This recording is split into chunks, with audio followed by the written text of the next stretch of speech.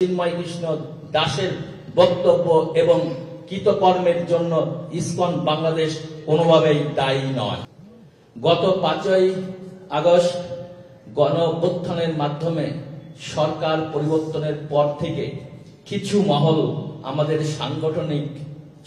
সংগঠনকে বিতর্কিত করার লক্ষ্যে বিভ্রান্তিমূলক বক্তব্য এবং ভিত্তিহীন অভিযোগ তুলে সমাজে অস্থিতিশীলতা সৃষ্টির অপচেষ্টা করছে। বিশেষত চট্টগ্রামের বিশিষ্ট আইনজীবী সাইফুল ইসলাম আলিফের মর্মান্তিক মৃত্যুর পর যে অপপ্রচেষ্টা চরমে পৌঁছেছে। চট্টগ্রাম কোর্ট ভবনের সামনে সংঘটিত অনাকাঙ্ক্ষিত ঘটনাকে কেন্দ্র করে ইসকন বাংলাদেশকে অন্যায়ভাবে দায়ী করার অপচেষ্টা চলছে। আমরা স্পষ্টভাবে জানাতে চাই যে এ ধরনের ন্যাক্কারজনক ঘটনা এবং চলমান আন্দোলনের সঙ্গে ইসকন বাংলাদেশের কোনো ধরনের সম্পৃক্ততা নেই। এই মিথ্যাচার এখন এমন পর্যায়ে পৌঁছেছে যে সড়ক দুর্ঘটনার মতো বিষয়গুলোকেও ইসকনের চক্রান্ত বলে চালিয়ে দেওয়া হচ্ছে।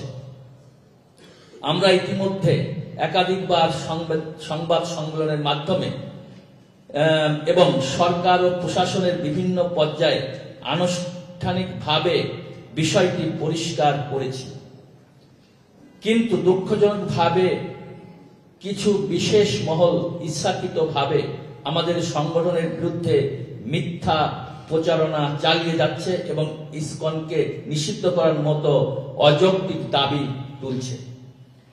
অনেক মাস আগেই প্রবর্তক শ্রীকৃষ্ণ মন্দিরের অধ্যক্ষ লীলারাজ গৌর দাস, স্বতন্ত্র গৌরাঙ্গ দাস এবং চট্টগ্রামস্থ পুণ্ডরিক ধামের অধ্যক্ষ চিন্ময় কৃষ্ণ দাসকে সাংগঠনিক শৃঙ্খলা ভঙ্গের দায়ে ইসকনের সাংগঠনিক পদ পদবী সহ ইসকনের যাবতীয় সাংগঠনিক কার্যক্রম থেকে অব্যাহতি দেওয়া হয় এবং উল্লেখ করা হয় যে তাদের দ্বারা সংগঠিত কার্যক্রম ইসকনের কার্যক্রম নয়।